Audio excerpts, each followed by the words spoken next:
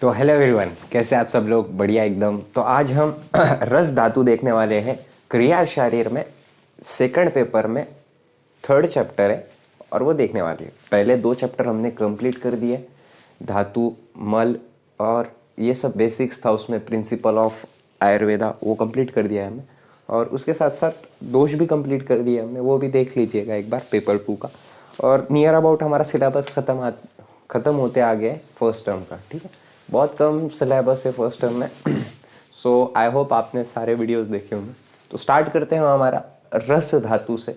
तो रस धातु क्या है, इसकी डिटेलिंग पूरा करने वाले हैं हम यहाँ पर। लास्ट तक बने रहना। और एक और बात, छोटी सी बात सुन लो, कि मेरे को व्यूज से बिल्कुल फ़र्क नहीं पड़ता, 1% नहीं। अगर एक बच्चा होगा और वो लास्ट तक वीडियो देख रहा होगा तो मेरे वास्ते वो बहुत है। ठीक है, इसमें मेहनत इतनी लगती है ना कि आप पूछो मत। ठीक है, एक तो मेरा फ़ोन बिल्कुल चलता नहीं है। ठीक है, काट काट के वीडियो रिकॉर्डिंग करना पड़ती है, कभी कभी वीडियो रिकॉर्ड ही नहीं होता है। ठीक है, मैंने कम्युनिटी पे पोस्ट डाला था एक, उस पर मैंने बोला था ये लेक्चर सीरीज़ बंद कर देनी चाहिए क्या, क्योंकि आप लोग देख नहीं रहे हो। तो बात क्या होती है ना, आप देखो मत देखो, मेरे को कोई प्रॉब्लम नहीं है सच में, लेकिन जो देख रहा है ना तो वो एटलीस्ट उसने वीडियो के एंड तक देखना चाहिए। जो भी व्यूअर है, जो भी आप, मेरी कम्युनिटी है, आप मेरी कम्युनिटी है। ठीक है, मैं आपको कम्युनिटी मानता हूँ, फैमिली जैसे मानता हूँ एक।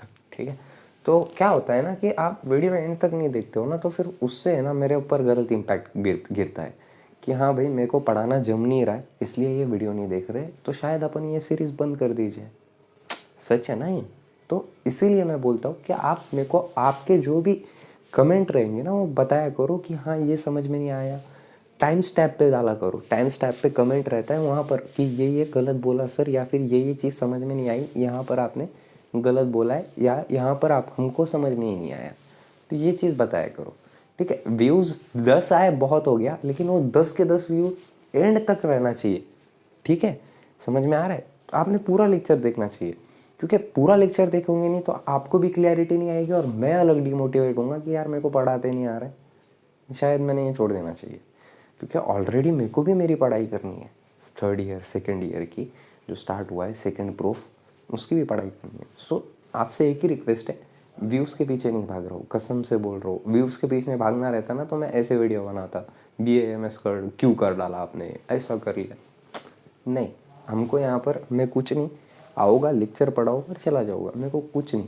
लेकिन मेरे को डिमोटिवेट कहाँ पर होता है, मैं सबसे ज़्यादा डिमोटिवेट मैं होता हूँ कि व्यूज़ जो आ रहे वो प्रॉपर देख नहीं रहे वीडियो।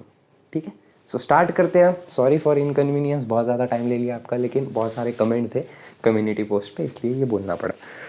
तो रस निरुक्ति, रस्यते रस अच। कोई भी चीज़ स्टार्ट करने से पहले हम क्या देखते हैं, उसकी निरुक्ति देखते हैं, उसकी पर्याय देखते हैं और फिर उसकी व्याख्या देखते हैं। तो देख लेते हैं हम यहाँ पर, रस्यते रस अच, इसका मतलब क्या होता है, जो धातु हृदय से शरीर में सतत वहन करता है वह धातु रस धातु कहलाता है। मतलब जो धातु कितने होते हैं हमारे इसमें बॉडी में? 7 होते हैं, रस रक्त मांस मेद अस्थि मज्जा शुक्र। अब आप बोलोगे सर आपने ये पढ़ाया हुआ नहीं है।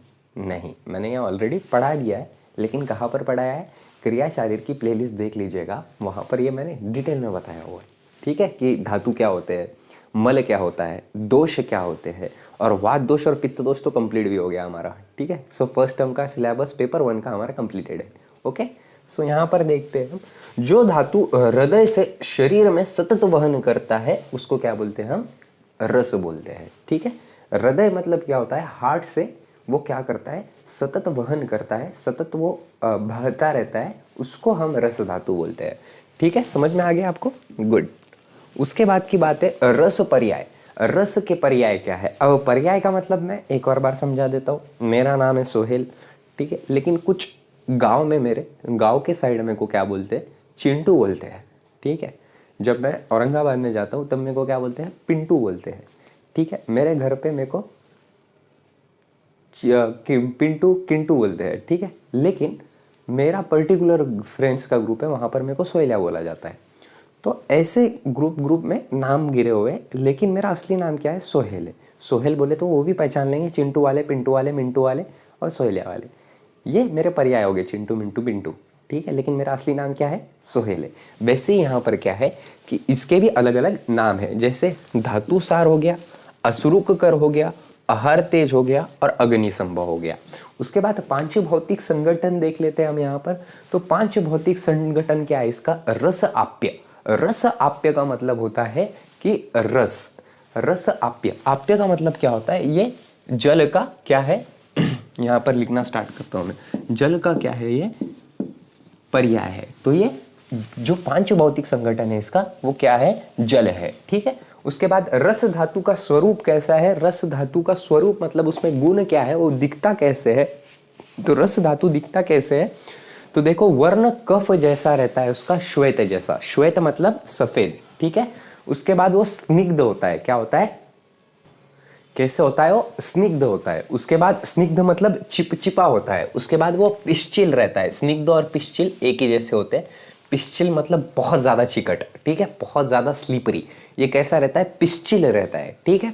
इसके बाद ये सर रहता है, मतलब इधर से उधर जाने वाला। इसके बाद ये मंद रहता है, मतलब ये आराम से रहने की कोशिश करता है, ठीक है। उसके बाद ये द्रव्य रहता है, मतलब लिक्विड रहता है। और उसके बाद साथ साथ शीत भी रहता है। शीत का मतलब क्या होता है कि ठंडा भी रहता है। रस की कल्पना हम किससे कर सकते हैं, लिम्फेटिक नोड से कर सकते हैं मॉडर्न के हिसाब से, ठीक है, गुड। उसके बाद रस के स्रोतस। अब यहां पर जो चीज आती है ये बहुत नई चीज है आपके लिए, स्रोतस।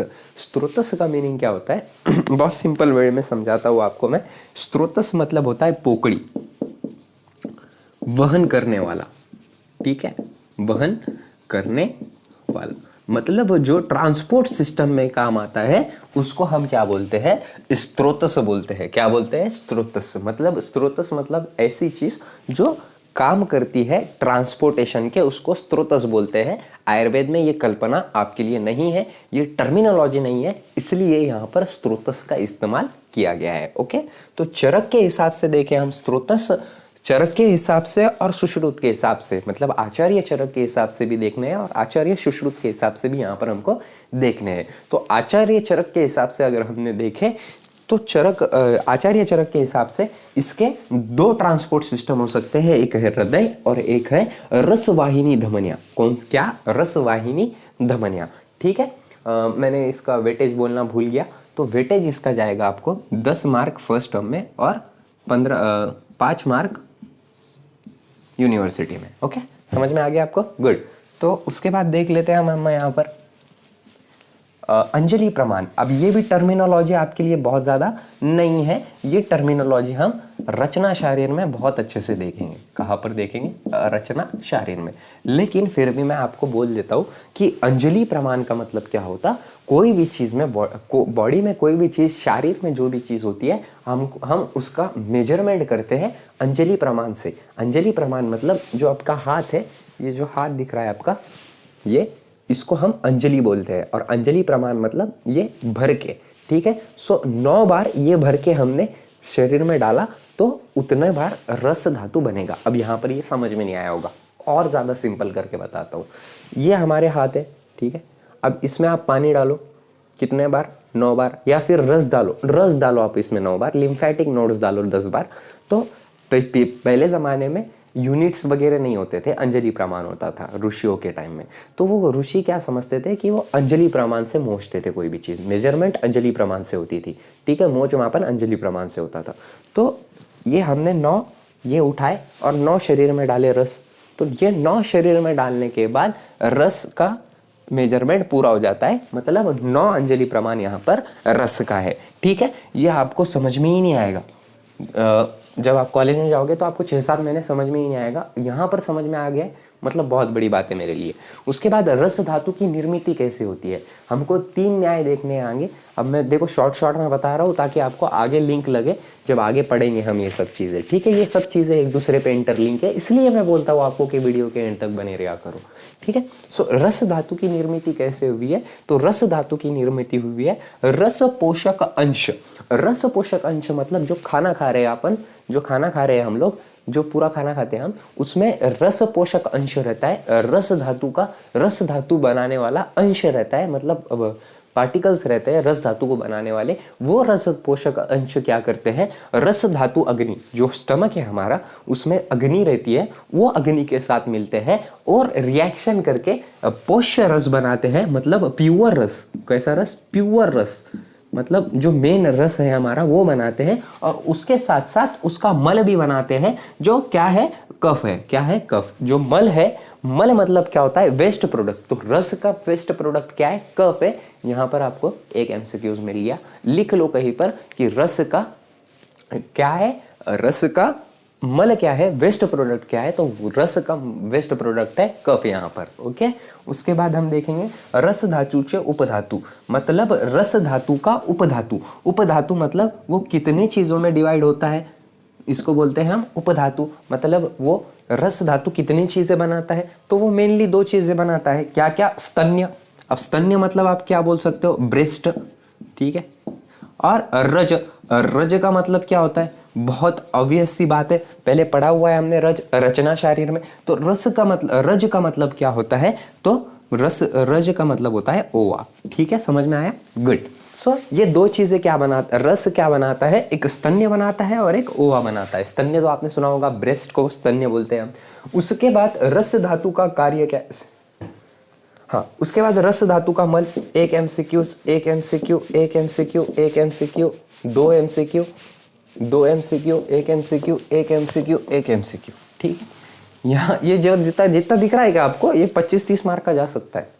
अगर फेवरेट लगा किसी एग्जामिनर को तो ये 25 मार्क का भी डाल सकता है यहाँ से। बहुत ज़्यादा इंपॉर्टेंट है, हर चीज़ इंपॉर्टेंट है जो लिखी हुई है।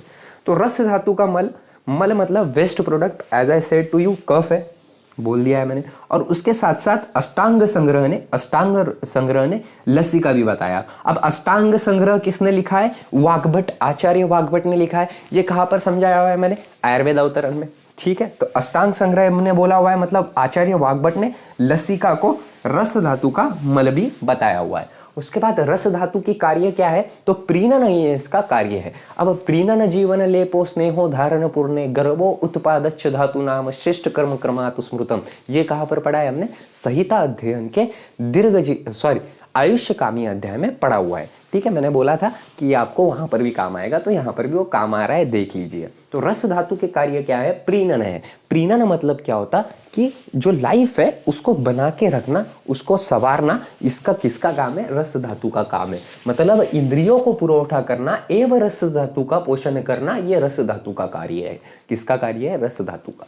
क्या कार्य है कि सबसे पहली चीज तो इंद्रियों को पुरोठा करना। इंद्रिय को होते अपने अंदर 5 इंद्रिय है। कौन से आपको बताया हुआ है मैंने पदार्थ विज्ञान के आयुर्वेद निरूपण में। ठीक है, सो इंद्रिय 5 प्रकार के होते हैं हमारे। कौन से, ज्ञानेंद्रिय भी बोल सकते हो उनको हम, वो भी वहां पर देखा है हमने। उसके बाद रक्त धातु। अब रक्त धातु क्या है, ये हमने पिछले इसमें देखा है पिछले बेसिक प्रिंसिपल में। तो रक्त धातु क्या काम करता है, रक्त धातु को भी ये क्या करने का, पोषण करने का काम यहाँ पर रस धातु करता है। उसके बाद 5 मार्क का क्वेश्चन, बोलो रस का क्षय बोलो। क्षय मतलब क्या होता है, क्षय मतलब कोई भी चीज का कम हो जाना बॉडी में से। ठीक है, सो क्षय मतलब क्या होता है कि कोई भी चीज का बॉडी में से कम हो जाना। और यहाँ पर क्या बोला हुआ है, रस क्षय हो जाना, रस धातु का क्षय हो जाना। तो रस धातु का क्षय होगा तो क्या होगा, तो श्लोक लिखा हुआ है, बहुत बहुत बहुत ज्यादा इंपॉर्टेंट है। इतना ज्यादा इंपॉर्टेंट है कि पूछो मत, याद ही करना है अपने को। रसे रोक्ष श्रम शोषोग्लानि शब्द असहिष्णुता, देख लो वहां पर, रसे रोक्ष श्रम शोषोग्लानि शब्द असहिष्णुता। अब इसका मतलब क्या होता है, देखो रस का क्षय है तो रसे आ गया। रोक्ष का मतलब क्या होता है, ड्राइनेस। क्या होता है, ड्राइनेस। अगर रस का क्षय हो गया तो हमारी बॉडी ड्राई हो जाएगी, हमारी स्किन ड्राई हो जाएगी, हमारी आंखें ड्राई हो जाएगी, हमारे ईयर ड्राई हो जाएंगे, हमारी हर चीज ड्राई हो जाएगी। मतलब रस का क्षय हो गया है यहाँ पर। क्लियर हुआ, गुड। उसके बाद श्रम, श्रम का मतलब होता है फिजिकल फटीग, मतलब हम थक जाएंगे बहुत ज्यादा अगर रस का क्षय हो गया तो। उसके बाद शोष, शोष मतलब जो मुख है हमारी, जो तालु है हमारा, और उसके साथ साथ जो जीभ है हमारी, मतलब जबान है, टंग है। मुख मतलब क्या होता है, माउथ। तालु मतलब क्या होता, पैलेट। उसके बाद जीभ मतलब होता है टंक। ये सब क्या हो जाएंगे, इसमें प्यास लगना चालू हो जाएगी, शोष होगा हमको, और हमारा जो सलाइवा है वो भी कम सिक्रेट होना चालू हो जाएगा। उसके बाद ग्लानि, ग्लानि का मतलब कि थकवा आ जाना, हम हमेशा थके हुए रहेंगे। ओके, कार्य क्षमता कम हो जाना हमारी, ठीक है। उसके बाद शब्द असहिष्णुता। अब शब्द असहिष्णुता का मतलब क्या है कि हमको किसी का सुनने का, आप जैसा वीडियो बन करके बहुत सारे लोग चले गए होंगे, तो उनको ऐसा समझो कि उनमें रस क्षय है, ठीक है। क्या है? रस का क्षय हो रहा है उनमें। तो जिनमें शब्द असहिष्णुता का मतलब क्या होता है? जिनमें आवाज सहन करने की बिल्कुल क्षमता न बचना, ये भी किसका लक्षण है? रस का क्षय का लक्षण है, ठीक है। उसके बाद की बात करते हैं हम हमारी क्षय का, पढ़ाते पढ़ाते मेरे को भी प्यास लग गई। उसके बाद रस वृद्धि का श्लोक देखो आप, क्या है? जल्दी जल्दी देख लो। देख लिया आपने? रसे अपि श्लेष्मवत कफ, रसे अपि श्लेष्मवत, इतना ही है, ठीक है। इतना ही नहीं है, मैं बताता हूँ आपको क्या है, आप देख लो, याद करो, यहीं के 2 बार बोलो उसको, रस अपि श्लेष्मवत।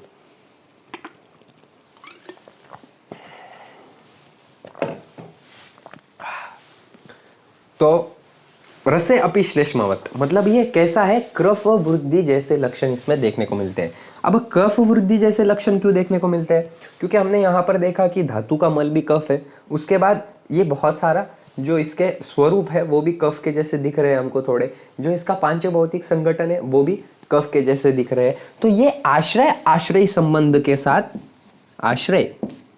आश्रयी संबंध के साथ कफ से जुड़ा हुआ है।